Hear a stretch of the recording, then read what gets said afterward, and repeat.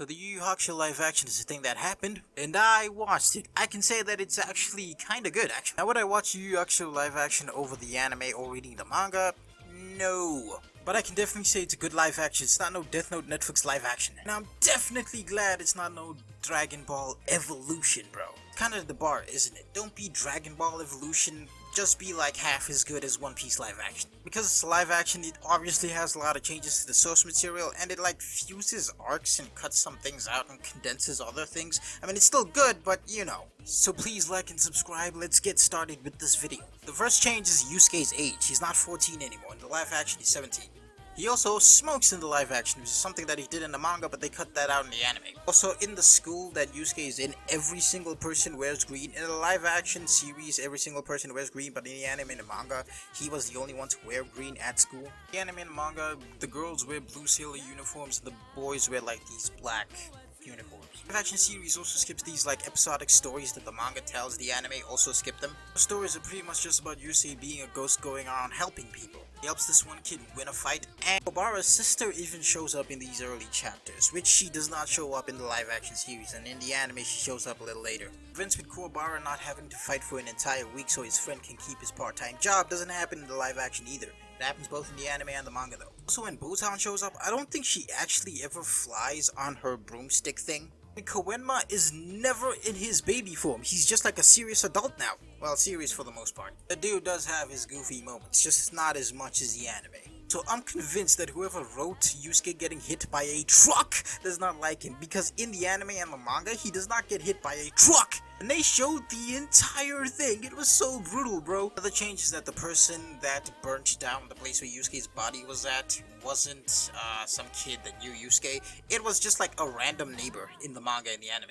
We still don't know who he is, and that boy was possessed by a Makai insect. So in the anime and the manga, Yusuke gets the spirit egg. With the spirit egg, whenever it hatches, either it'll turn into a monster or eat him, or turn into like a good thing and guide him back to his body. Depending on whether or not he's a good guy. He uses that egg to save Keiko from the fire in the anime and the manga.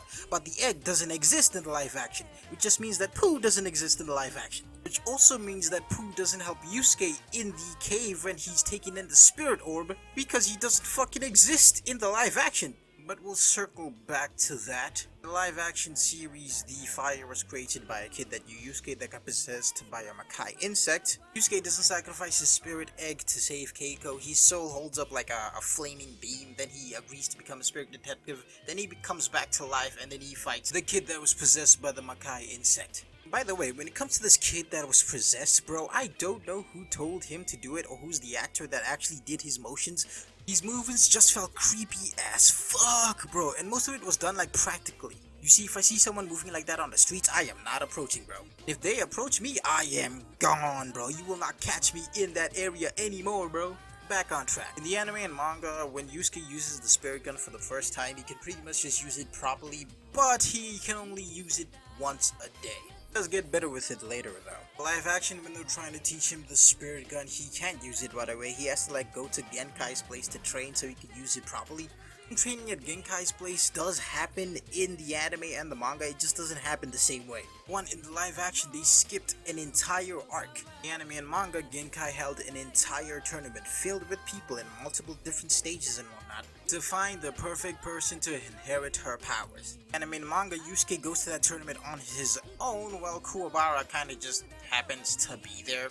Kuwabara was already there when Yusuke arrived. If they skipped Genkai's tournament, that just means that they completely cut out Rando, greatest named villain of all time. And I don't think Yusuke's signature luck exists in the live action, bro.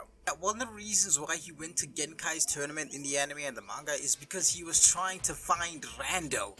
But Rando doesn't exist in the live action. Live action, Yusuke gets the spirit orb from Genkai while he's training with Genkai in her dojo or house or whatever the fuck. In the anime and manga, he does get the spirit orb, he just gets it in the dark tournament. And giving Yusuke the spirit orb in the anime and manga isn't as simple as just giving it to him. He goes through pain for multiple hours. I'm pretty sure it was like multiple days before he can actually properly use it. And one of the people that was there to help him was Pooh, who doesn't exist in the live action.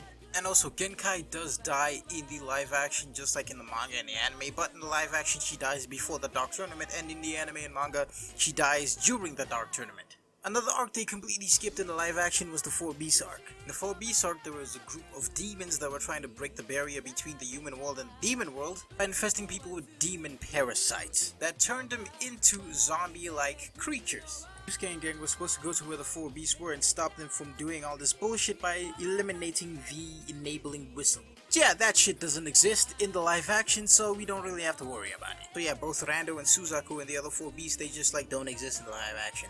I'm not gonna say they don't exist. Maybe when the season 2 happens, they'll pop up then. But for now, they ain't nowhere to be seen, bro. Next, I want to talk about the arcs that they fused together. I'm gonna talk about them individually in the manga and how they fused them in the live action series. Start at the point where Goki, Kurama, and Hiei stole the legendary artifacts, specifically Hie's part. Manga, he kidnaps Keiko and is in the process of turning her into a demon using the Shadow Sword. We all know the Shadow Sword. He kidnaps Keiko to hold her as ransom for the other 2 artifacts. But shit happens and Yusuke fights him in a warehouse by the docks. 2 arcs after, which is the stuff in Tarukane's mansion, Yusuke and Kuwabara go there to save Yukina from the assholes in the building, using torture and forcing her to cry so she can produce these gem thingies. They have to fight enemy after enemy in order to get where Yukina is, but they don't actually get there. They get to this like room, this arena where Toguro is. While they're going where Yukina is and fighting along the way, there's a bunch of rich assholes watching them through cameras, betting on who's gonna win. They eventually get to a room that looks like an arena, and by the way, Hiei is also there looking for Yukina, but he never like introduces himself to both Yusuke and Kuwabara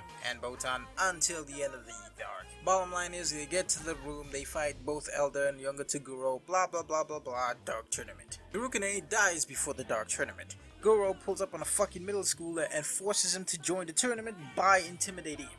Like, bro, he pulled up to his school. He just pulled up on him like this, bro. At least let this man go home. Worst part is he was like the tallest person around. There is no ignoring this man. The Dark Tournament happens and it takes place in an actual arena. On its own island with multiple people watching. I'm pretty sure it is even being like broadcast. Make a big event out of the Dark Tournament in the anime and the manga. There's multiple groups who have to compete in the Dark Tournament, 5 people each group, and 1 leader amongst the people in your group. That's a very basic explanation of the Dark Tournament. Just know that it's a little more complicated than what I just explained.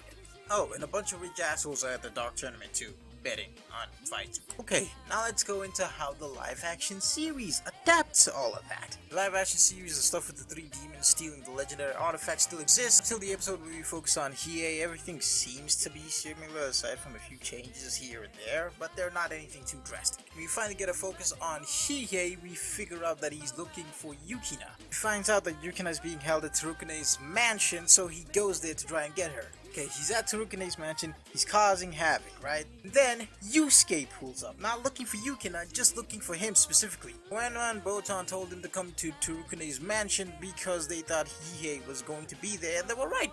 Yusuke and Hiei never actually really go inside the mansion, they just fight outside and they go their separate ways for a while. Next time stuff with Hiei happens is when Elder Toguro kidnaps Keiko. He kidnaps Keiko transformed as Hiei in front of Yusuke. So Yusuke thinks that Hiei kidnapped Keiko, but Hiei had nothing to do with it. Yusuke goes to the warehouse where Hiei kinda just sits there all the time, being menacing I guess, contemplating life, I don't know. Yusuke wrongfully accuses my boy Hiei and they get to scrapping. After Yusuke figures out that Hiei didn't kidnap Keiko, Yusuke and gang get invited to the Dark Tournament. This version of the Dark Tournament is on the same island as the one in the manga, except there's no arena on that island. They fight in like Sakyo's basement. It's only Team Toguro versus Team Urameshi, and they are a bunch of rich people watching them and placing bets. Tarukane is still alive and he's in Sakyo's place. In the live action, he never died at his own mansion. There are individual fights in individual rooms, and the room Yusuke fights Toguro in looks like the room he fought Toguro in Tarukane's mansion.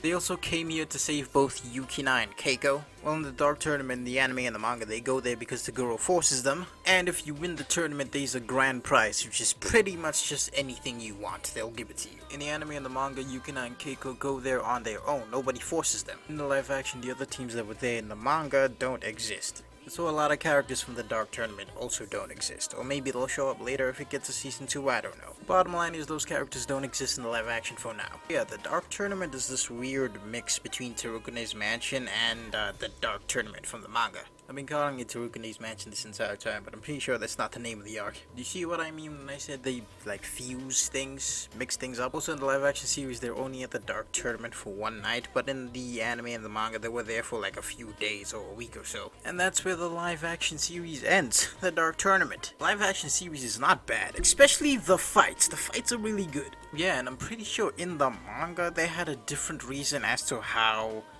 Yusuke saved Yukina from the fire. It wasn't even him, it was Koenma. That's about all I wanted to cover from this live action. There's probably more stuff that I left out, like how Yusuke has spirit detective tools that never show up in the live action, but they show up in the anime and the manga. But that's about all I wanted to talk about.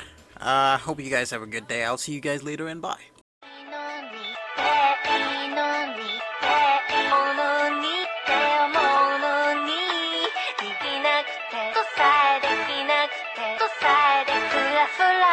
フラフラ